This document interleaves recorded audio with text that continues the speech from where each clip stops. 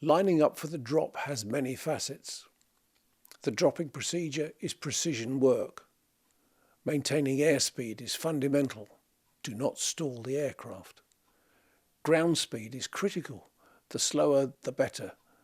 A headwind ideal, but of course that influences parachute drops, in particular 2 to 3 chutes in any pass. At 75 miles an hour, an aircraft covers 150 feet in a second.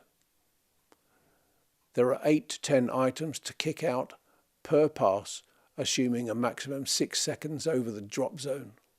Flying at 150 to 250 feet with the enemy shooting at the aircraft.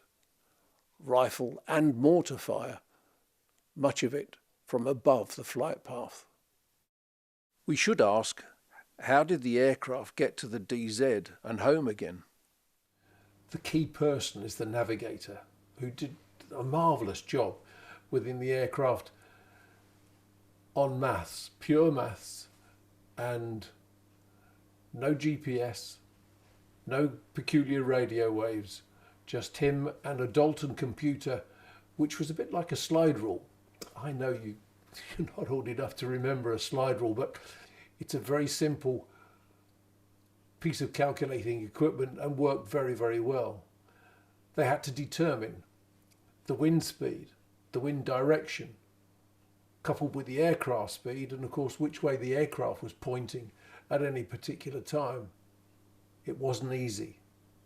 These were very clever and dedicated individuals.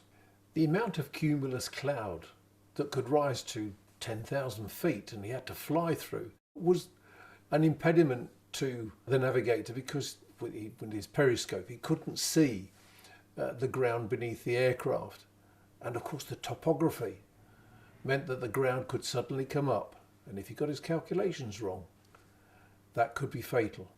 These were men who directed a Dakota aircraft to a drop zone often the size of a suburban garden.